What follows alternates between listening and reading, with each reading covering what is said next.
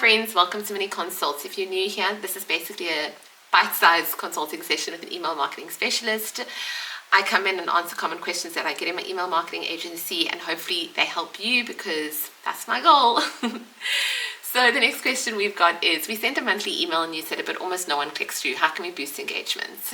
So firstly, the positive thing, people are interested enough to look, but they're not necessarily interested enough to take action. So with some simple tweaks, we're going to get your email newsletter click-through rates higher and get you feeling better and more excited about sending your email newsletter out. Number one, your call to actions aren't enticing enough. Even if your email is interesting, people will not click through if the call to action doesn't grab them. So here's some ways you can remedy that. Remember to use email to tease, not to tell. If your email gives everything away, there's absolutely no reason for them to click through. Remember that one strong call to action beats 3 weak ones. Too many competing call to action creates decision fatigue and ultimately drive no action. And generic call to actions just don't work. Swap the read now or the shop now with something that taps into their desires and needs. Like say, for example, you sell knits. Instead of saying shop now, you could rather say something like get your cozy knits, because ultimately my desire is to be comfortable, especially when I'm cold. So that would apply to myself. Just always try and put yourself in the shoes of the person who's receiving your email. Number two, your newsletter is hard to skim.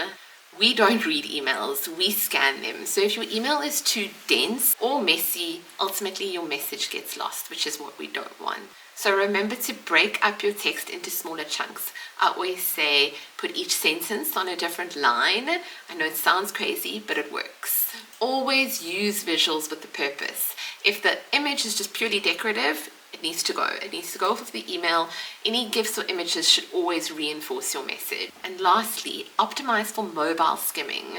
On a lot of email tools, you are able to make certain blocks visual on desktop and certain blocks visual on mobile. I always like to make sure that I duplicate any blocks and separate them. So desktop and mobile have slight variations. I increase my text on my mobile and my buttons so that they are clear and made for scanning. Number three, your content isn't giving anyone a reason to engage. Your email content should make your subscriber want to learn more, engage more, interact with your email. If it's not doing that, you need to relook at your content strategy. Questions you should ask yourself: are you balancing promotion with educational or value-based content? If every single email feels like a sales pitch, people will tune out. Remember to mix in product education, styling tip, or behind-the-scenes content into your newsletter. Remember that your email audience loves to feel involved. So don't be scared to ask for inputs on upcoming collections, run a poll,